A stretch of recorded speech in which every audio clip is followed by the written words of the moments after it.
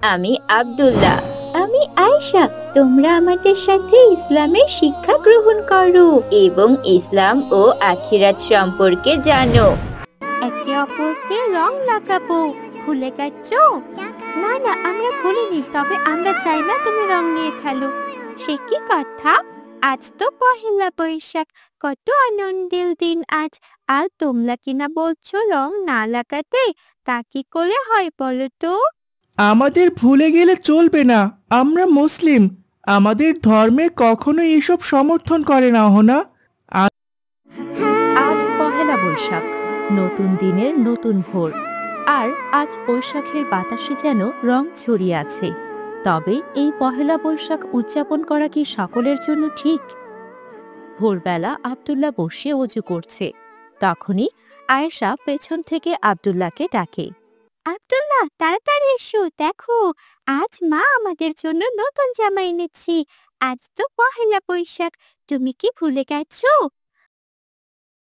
আলহামদুলিল্লাহ, নতুন জামার কথা শুনে বেশ ভালো লাগলো।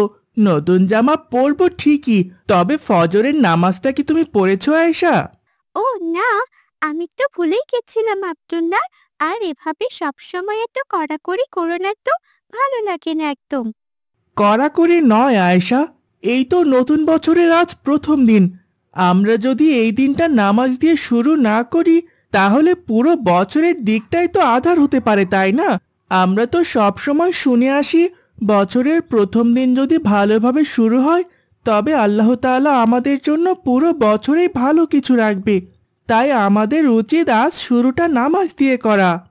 তখনই মা আমেনা এসে তাদের পাশে বসে। বাবা আব্দুল্লাহ একদম ঠিক বলেছে। আনন্দ করো, মেলা যাও, পান্তা খাও, কিন্তু আমাদের ইসলামী পরিচয় ভুলে গেলে চলবে না।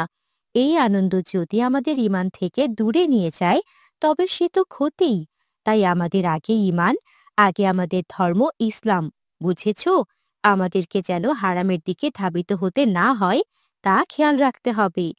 তা ঠিক আছে আমি জান, তবে অহনা বলেছে তারা মুখে রং লাগাবে, পাখি ওড়াবে, সুর করে গান গাইবে। তাহলে এইসব হারাম না তো? না মা, সবকিছু হারাম নয়। ইসলাম আনন্দের বিরুদ্ধে নয়, কিন্তু ইসলাম আমাদের সীমার মধ্যে থাকতে বলে। গান যদি অশ্লীল হয়, নারী পুরুষ মিশ্র থাকে, তবে তো তা হারাম হবেই, তাই না? আর তার জন্য যদি আমরা নামাজ ভুলে যাই, তবেই তো সমস্যা। সকাল সকাল দাদি চায়ের কাপ হাতে নিয়ে বসে আছেন বারান্দায়। দাদিকে বসে থাকতে দেখে আব্দুল্লাহ আয়েশা গিয়ে পাশে বসে। দাদি, আপনি এখানে একা একা বসে কি ভাবছেন? হ্যাঁ, আমারও তো তাই মনে হচ্ছে। ভাবছি, তোমাদের সময়ে তো অনেক কিছু পাল্টে গেছে। আমাদের সময়েও পহেলা বৈশাখ হতো, তবে ঘরে ঘরে দোয়া হতো, হুজুর আসতেন, কেউ সূরা ইয়াসিন পড়তো, আবার কেউ বা গরিবদের খাওয়াতো। দাদি, এখন তো এসব কেউ করে না, সবাই রাস্তায় যায়, কনসার্টে যায়। দাদি, আমরা যাব না? হাসি আনন্দ বাদ দিও না, তবে রাস্তার কনসার্টের নাম করে যদি নারীদের সম্মান হারায়, গান বাদ্য আমাদের অন্তর কালো করে, তবে তো সেই আনন্দ আমাদের জন্য বিষ হয়ে যায়। আচ্ছা দাদি, পয়লা বৈশাখ কি ইসলাম বিরোধী? হ্যাঁ, আল্লাহ তাআলা আমাদের জন্য শুধু দুটি উৎসব বরাদ্দ করেছেন। তা হলো রোজার ঈদ ও কোরবানির ঈদ। পহেলা বৈশাখ পালনের নামে বেপরদা, বেহায়াপনা, মাতলামি করা সম্পূর্ণরূপে হারাম। ইসলামের দৃষ্টিতে নওরোজ বা যে কোনো ধরনের নববর্ষ পালন করা হারাম ও বিদআত। পহেলা বৈশাখ পালনের ইতিহাস ইসলামের সাথে সম্পৃক্ত নয়। এটা পালন মুসলমানদের কাজ নয়। তাহলে কি আমরা এই দিনে আনন্দ করব না? আনন্দ করে নিজ নিজ ঘরে, অন্যদের সাথে মাতামাতি নয়, কোনো গান বাজনা নয়। আব্দুল্লাহ ও আয়েশা যখন মাঠের দিকে যাচ্ছিল, তখনই তাদের অহনার সাথে দেখা হয়। রাস্তায় অহনা রং নিয়ে দাঁড়িয়ে আছে, মুখে হাসি। তোমরা এসেছো? আমি তোমাদের জন্য সেই কখন থেকে অপেক্ষা করছি। আমাদের জন্য অপেক্ষা করছো? কিন্তু কেন অহনা, ঘুরতে যাবে বুঝি? আরে না না, এই যে তোমাদের বলেছিলাম না, পহেলা বৈশাখে আমরা অনেক আনন্দ করব, একে অপরকে রং লাগাবো। ভুলে গেছো? না না, আমরা ভুলিনি, তবে আমরা চাই না তুমি রং নিয়ে খেলো। সে কি কথা? আজ তো পহেলা বৈশাখ, কত আনন্দের দিন আজ। আর তোমরা কিনা বলছো রং না লাগাতে? তা কি করে হয় বলো তো? আমাদের ভুলে গেলে চলবে না, আমরা মুসলিম। আমাদের ধর্মে কখনো এসব সমর্থন করে না অহনা। আনন্দের নামে একে অপরের গায়ে রং লাগানো বা গান বাজনা করা, এ যে আমাদের ইমানের ক্ষতি। কিন্তু আব্দুল্লাহ একদম ঠিক বলেছে অহনা, চলো আমরা এমনি ঘুরে ফিরে আনন্দ করি। এইসব রং বা গান বাজনা বাদেও আমরা আনন্দ করতে পারবো। আচ্ছা ঠিক আছে, চলো তবে তাই করি। এই বলে আয়েশা, অহনা, আব্দুল্লাহ এগিয়ে যায় মাঠের অপর দিকে। অন্যদিকে রাসেল মাঠে ছোট ছোট ছেলে মেয়েদের নিয়ে পান্তা ও ডাল ভাত বিতরণ করছে। রাসেল ভাই, তুমি না আগের বছর ঢাকায় গিয়ে মেলায় ছিলে? হ্যাঁ তাই তো রাসেল ভাই, তুমি কবে এলে? সেই আমিও ছিলাম বেখে আলী, মেলায় গিয়ে নামাজ মিস করেছি। হারাম গানে মাতালদের ভিড় দেখে বুঝলাম এই আনন্দে বরকত নেই। এবার আল্লাহর রহমতে আমি এখন বদলেছি।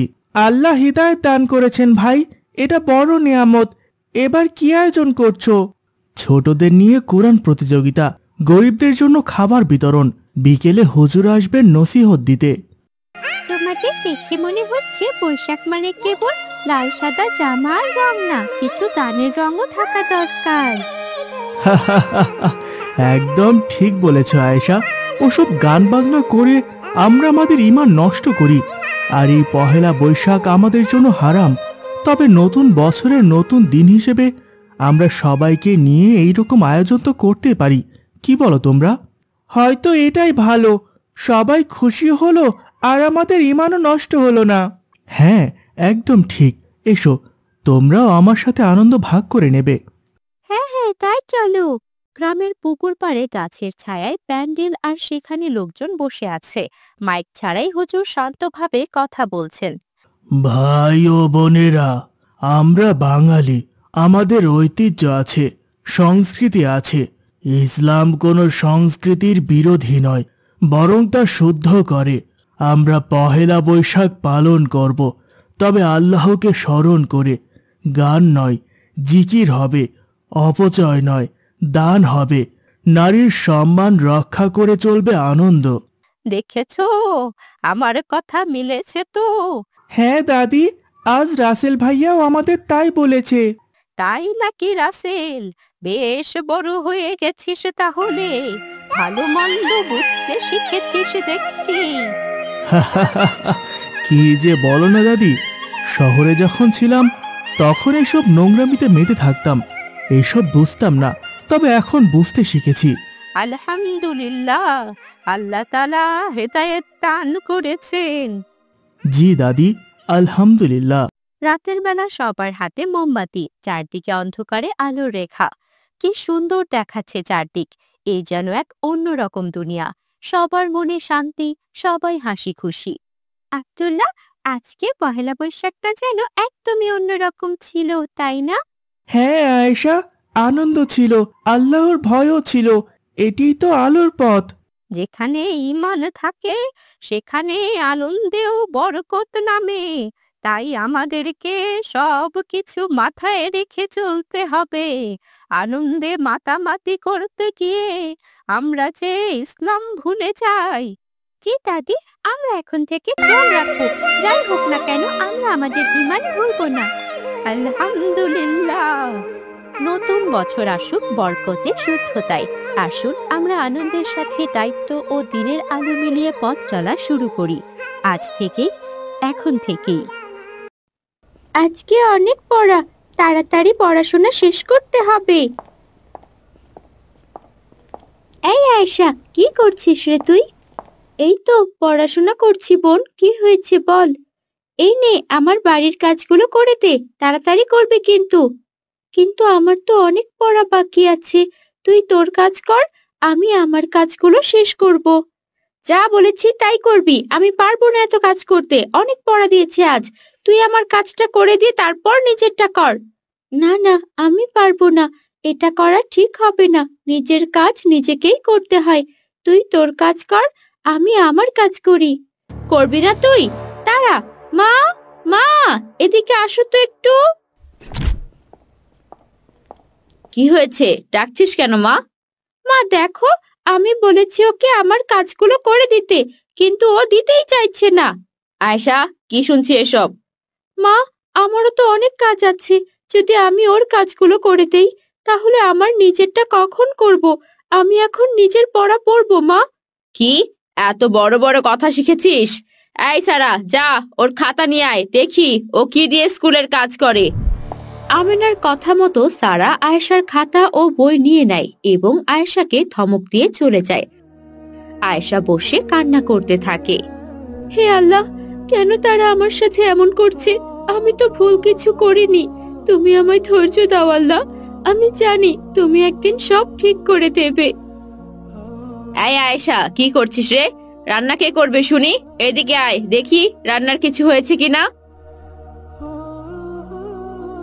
হ্যাঁ মা, বলো কি হয়েছে? আমি না তোকে বলেছি বাড়ির সব কাজ করতে, তাহলে এখনো রান্না হয়নি কেন? তোর বাবা এসে কি খাবে শুনি? মা, আমি তো সব কাজ একা করতে পারবো না, আমি তো এখনো ছোট। মেয়েদের সব কাজ করতে হয় বুঝলি, এখন থেকে কাজ শিখতে হবে, যা কাজে লেগে পড়।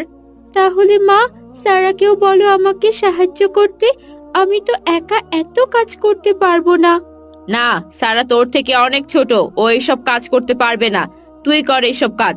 আমার মেয়েকে কষ্ট না দিলে কি তোর পেটের ভাত হজম হয় না? আমি তা বলতে চাইনি মা। যা যা বলছি তাই কর গিয়ে, কোনো অজুহাত দিবি না, কাজে মন দে, তোর বাবা একটু পরেই চলে আসবে। আর শোন, বাপ আসলেই ন্যাকামি শুরু করবি না, বুঝলি? আমি কি আমার বাবার সাথে একটু কথাও বলতে পারবো না? এত কথা বলে কি হবে শুনি? যা দেখি, যা রান্নাঘরে যা, এত কথার উত্তর দিতে পারবো না। মায়ের কড়া কথা শুনে আয়েশা রান্না করতে চায়।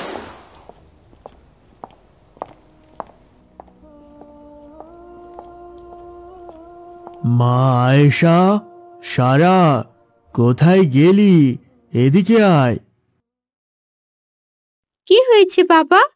এই যে তোমাদের দুই বোনের জন্য মিষ্টি নিয়ে এসেছি। আয়েশা কোথায়?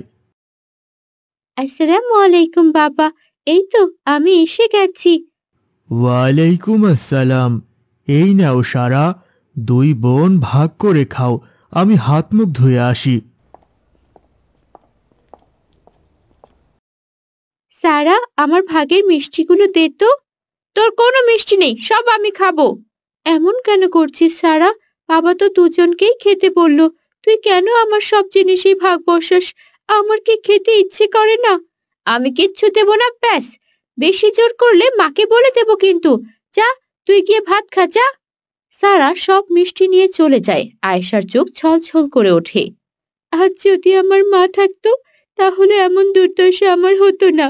হে আল্লাহ, তুমি কি কিছু দেখছো না কিভাবে এরা আমার সাথে অন্যায় করছে? তুমি কেন কিছু করছো না?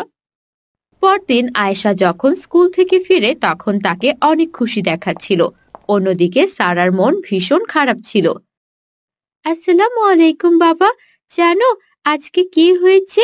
ওয়ালাইকুম আসসালাম আয়েশা, কি হয়েছে বলো তো? তোমাকে খুব খুশি দেখাচ্ছে। আমি পরীক্ষায় প্রথম হয়েছি। আলহামদুলিল্লাহ, এটা তো খুবই খুশির সংবাদ। কি হয়েছে সারা, তোমার মন খারাপ কেন? তোমার রেজাল্ট কি? আমি আমি আসলে ভালো রেজাল্ট করতে পারিনি বাবা। এটা খুব খারাপ খবর সারা, পরের বার থেকে ভালো করে পড়াশোনা করবে। চল মা আয়েশা, আজকে তোকে মন ভরে খাওয়াবো, আমার সাথে আয়, বাজার থেকে খাবার এনেছি। ঠিক আছে বাবা, চলো। আয়েশার বাবা আয়েশাকে নিয়ে ঘরে চলে যায়। এদিকে সারা রাগে ফুঁসতে থাকে। এত কিছু করলাম, বই কেড়ে নিলাম, খাতা কেড়ে নিলাম, তবুও ভালো রেজাল্ট করলো। তারা, এবার তোকে স্কুলে যেতে দেব না। সারা আয়েশার ঘর থেকে ব্যাগ চুরি করে লুকিয়ে রাখে। ব্যাগ লুকিয়ে রাখতে গিয়ে সারা পা পিছলে মাটিতে পড়ে যায়। সারার মাথা পাথরে লেগে ফেটে যায়, অনেক রক্ত পড়তে শুরু করে। সবাই ছুটে এসে দেখে সারা অচেতন অবস্থায় পড়ে আছে। সবাই তাকে হাসপাতালে নিয়ে যায়। ডাক্তার, আমার মেয়ের অবস্থা এখন কেমন? সে ভালো আছে? আপনার মেয়ের রক্ত লাগবে, মাথা ফেটে অনেক রক্ত বেরিয়ে গেছে। যান, দ্রুত রক্ত কিনে আনুন। সারার বাবা, আপনি যান, গিয়ে রক্ত নিয়ে আসুন। তুমি কোনো চিন্তা করো না আমেনা, আমি এক্ষুনি যাচ্ছি। রক্ত কিনতে গিয়ে আয়েশার বাবা দেখে রক্তের অনেক দাম, তাই সে বাসায় যায় আমেনার কিছু গহনা বিক্রি করার জন্য। কি হয়েছে বাবা, বোন এখন কেমন আছে? তোমার বোনের রক্ত লাগবে, অনেক টাকার দরকার, তাই তোমার মায়ের গহনা বিক্রি করব। চিন্তা করো না, ও ঠিক সুস্থ হয়ে ফিরে আসবে। বাবা, মায়ের গহনা বিক্রি করতে হবে না, বোন আর আমার রক্তের গ্রুপ এক। চলো, আমি রক্ত দেব, যত রক্ত লাগে আমার কাছ থেকে নিও। কিন্তু তুই তো ছোট। ও বাবা, তাতে কি, আমি ঠিক রক্ত দিতে পারবো, তুমি চলো তো। বেশ, তাহলে চল। হাসপাতালে গিয়ে আয়েশা সারাকে রক্ত দেয়। আয়েশার দেওয়া রক্তে সারা সুস্থ হয়ে যায়। আল্লাহর অশেষ রহমতে আমার মেয়ে সুস্থ হয়ে গেছে। আল্লাহর রহমতের পাশাপাশি তোমার মেয়ে আয়েশার অনেক অবদান আছে। মানে, কি বলছো তুমি? সারার জন্য রক্ত কিনতে গিয়েছিলাম, অনেক দাম ছিল রক্তের, তাই তোমার গহনা বিক্রি করতে চেয়েছিলাম, কিন্তু আয়েশা তা দেয়নি। সে নিজে এসে সারাকে রক্ত দিয়েছে, যার জন্য সারা আজ সুস্থ। আয়েশা, আমরা তোকে সব সময় ছোট করে কথা বলতাম, তুই চাইলেই আজ আমাদের সাহায্য করা থেকে বিরত থাকতে পারতি, কিন্তু তুই তা করিসনি। বিপদেই তো পাশে দাঁড়ানো উচিত। আল্লাহ তাআলা তো বলেছেন বিপদে মানুষকে সাহায্য করতে হয়, তাছাড়া তোমরা তো আমার পরিবার। মারে, আমরা অনেক বড় ভুল করে ফেলেছি। আমি সবসময় একজন সৎ মায়ের মতো আচরণ করেছি তোর সাথে, আমাকে ক্ষমা করে দিস, আর কখনো তোর সাথে খারাপ ব্যবহার করব না। আমাকেও ক্ষমা করে দিস বোন, আমিও তোর ক্ষতি করতে চেয়েছিলাম, অথচ তুই আমাকে বাঁচালি। আমি আর কখনো তোর সাথে খারাপ ব্যবহার করব না। তোমরা নিজেদের ভুল বুঝতে পেরেছো, এই অনেক। আল্লাহ আমাদের সবাইকে বোঝার তৌফিক দান করুন। রসুলপুরের বাসিন্দা আব্দুল মিয়া, তার পরিবারে আছে তার স্ত্রী রাবেয়া ও মেয়ে আলেয়া। আব্দুল মিয়া ছোটখাটো একটা কারখানায় কাজ করত। আম্মু, আমার খুব শীত করছে, আর আমার কোনো শীতের পোশাকও নেই। আর একটু সহ্য করো মা, আমি তোমার আব্বুকে এই বিষয়ে জানাবো। ঠিক আছে আম্মু। শুনছেন, যা শীত পড়েছে, এই ছোট্ট ভাঙা ঘরের চারপাশ থেকে ঠান্ডা বাতাস আসে। আমরা বড় তাই সামলিয়ে নিতে পারি, কিন্তু আলেয়ার জন্য এই শীত যে সহ্য করা খুব কষ্টসাধ্য।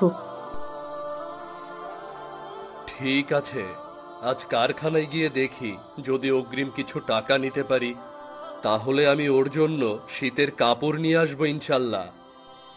এখন আমি আসছি, না হয় আবার দেরি হয়ে যাবে। আল্লাহ হাফেজ। জি ঠিক আছে, আল্লাহ হাফেজ।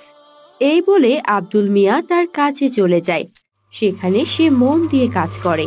তখন সেখানে কারখানার ম্যানেজার চলে আসে। আব্দুল, তোমার সাথে আমার কিছু জরুরি কথা ছিল। আসসালামু আলাইকুম স্যার। জি বলুন স্যার, কি কথা? ওয়ালাইকুম আসসালাম। আসলে আমরা কারখানাটা বন্ধ করছি, আমাদের এই কারখানা থেকে তেমন লাভ হচ্ছে না, তাই আমরা সিদ্ধান্ত নিয়েছি বন্ধ করে দেব। তুমি আমাদের অনেক বিশ্বস্ত কর্মী, তাই তোমাকে জানালাম আর কি। এই কথা বলে ম্যানেজার সেখান থেকে চলে যায়। আব্দুল চিন্তায় পড়ে যায়। হে আল্লাহ, এ তুমি কি করলে? মাসের শুরুতেই এত বড় একটা দুঃসংবাদ দিলে। এইবার আমি কি করব? কথা দিয়েছিলাম মেয়েটার জন্য শীতের জামা কিনে নিয়ে যাব, কিন্তু এখন তো পুরো মাসটাই চলার অবস্থা নেই, জমানো টাকাও নেই। কি দিয়ে চলবো আল্লাহ, কি দিয়ে চলবো?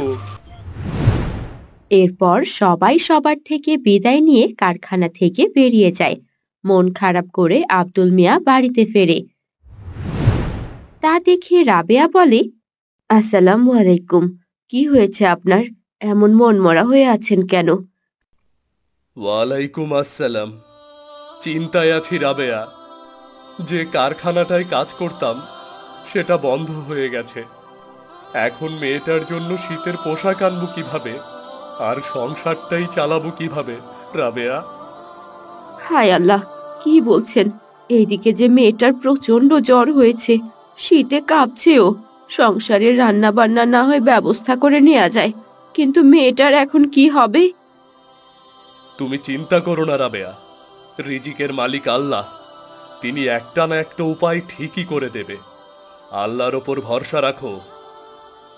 আপনি কারো থেকে কোনোভাবে সাহায্য চেয়ে একটা ব্যবস্থা করেন না? তা কি করে হয় রাবেয়া? আমি কখনো কারো কাছে সাহায্য চাইনি। তুমি কোনো চিন্তা করো না রাবেয়া। এই বলে আব্দুল বাহিরে চলে যায়। রাবেয়া তখন ঘরে গিয়ে আলেয়ার কাছে বসে। এর কিছুক্ষণ পর সেখানে আয়েশা আসে। আয়েশা হলো আলেয়ার খেলার সাথী। আলিয়া, আলিয়া, কোথায় তুমি? আজ খেলতে আসলে না কেন? মা আয়েশা, ঘরে এসো, আলেয়া ভীষণ অসুস্থ। আসসালামু আলাইকুম চাচি। আলিয়ার কি হয়েছে? ওর খুব জ্বর এসেছে মা, তাই ও আজকে কোথাও যেতে পারেনি। জ্বর এসেছে? হায় আল্লাহ, এই শীতে তো শীতের পোশাক পরে থাকতে হয়, নিজের যত্ন নিতে হয়। আলিয়ার কোনো শীতের পোশাক নেই মা। আজকে তোমার চাচা ওর জন্য একটা শীতের পোশাক আনার কথা ছিল, কিন্তু তোমার চাচা যে কারখানায় কাজ করত সেটা বন্ধ হয়ে গেছে। সেই কাজটাও এখন বন্ধ। আল্লাহর উপর আস্থা রাখুন চাচি, আল্লাহ তাআলা সবকিছু ঠিক করে দেবেন ইনশাআল্লাহ। আলিয়াও খুব জলদি সুস্থ হয়ে যাবে। এখন আমি আসছি চাচি, আল্লাহ হাফেজ। এই বলে আয়েশা আলিয়াদের বাড়ি থেকে চলে যায়। আয়েশা তাড়াতাড়ি করে তাদের বাড়িতে যায়। আম্মুজান, আমি আজ আলিয়াদের বাড়িতে গিয়েছিলাম, কারণ আলিয়া আজ আমাদের সাথে খেলতে আসেনি। কিন্তু আলিয়াদের বাড়িতে গিয়ে দেখলাম আলিয়ার অনেক জ্বর হয়েছে, আর চাচি বলল আমাকে যে আলিয়ার কোনো শীতের পোশাকই নেই। তার সাথে চাচা যেখানে কাজ করত সেই কাজটাও নাকি আর নেই, কারণ কারখানাটা বন্ধ হয়ে গেছে। ইন্না লিল্লাহি ওয়া ইন্না ইলাইহি রাজিউন। এই তো দুঃসংবাদ। আয়েশার আব্বু, একবার শুনে যান। কি হয়েছে আমেনা? তোমাকে এত চিন্তিত দেখাচ্ছে কেন? আয়েশা আমাকে এক্ষুনি একটা দুঃসংবাদ দিল। আলিয়ার বাবার নাকি চাকরি গেছে। আলিয়ার বাবা যে কারখানায় কাজ করত সেই কারখানাটা নাকি বন্ধ হয়ে গেছে। আর ওদিকে আলিয়ারও নাকি ভীষণ জ্বর। আর আলিয়ার মা আয়েশাকে বলেছে আলিয়ার নাকি কোনো শীতের পোশাকও নেই। এখন কি করা যায় বলুন তো? আচ্ছা, আমি তো শুনেছিলাম আপনার কোম্পানিতে নাকি লোক লাগবে। আমি বলি, আলিয়ার বাবা একজন বিশ্বস্ত লোক, আপনি তাকে আপনার কোম্পানিতে কাজ দিতে পারেন। হ্যাঁ, আমার কোম্পানির দেখাশোনা করার জন্য একজন লোক প্রয়োজন। আচ্ছা ঠিক আছে, আমি এটা ব্যবস্থা করছি। আর এখন আমি একটু বাজার থেকে আসছি, কেমন? এই বলে রহিম সাহেব বাজারে চলে গেলেন।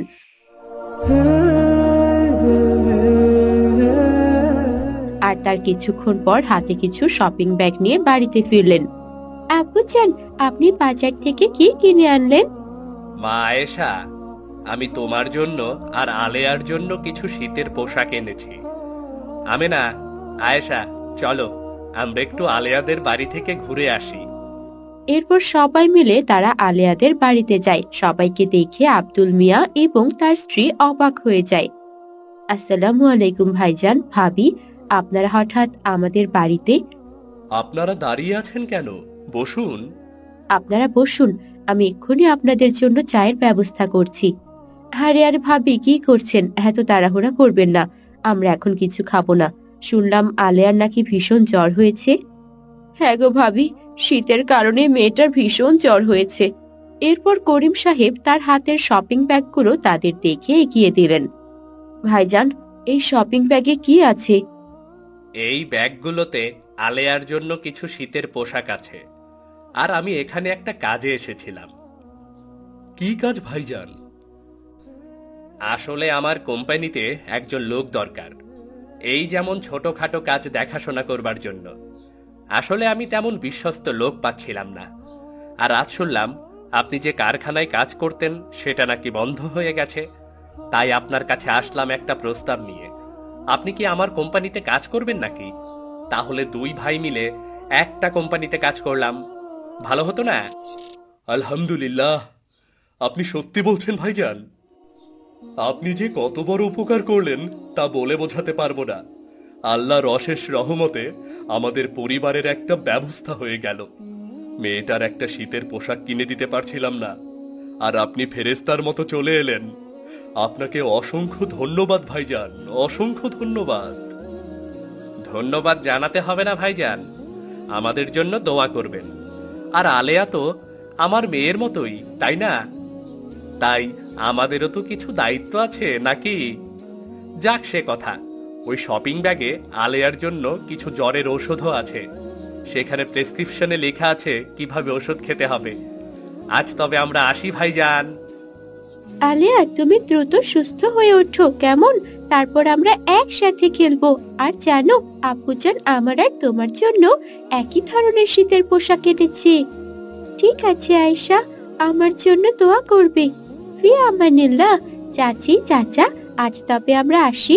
ঠিক আছে মা, আবার এসো। ভাইজান, ভাবি, আপনারা কিন্তু আবার আসবেন ইনশাআল্লাহ। ভালো থাকবেন ভাবি, আর আলিয়ার দেখাশোনা করবেন। এই বলে আয়েশারা সেখান থেকে চলে গেল। দেখেছো রাবেয়া, আল্লাহ তাআলা কখনো তার বান্দাদেরকে কষ্টে রাখেন না। তিনি কোনো না কোনো ভাবে তার রহমতের দ্বারা তার বান্দাদের কষ্ট দূর করে দেন। আলহামদুলিল্লাহ।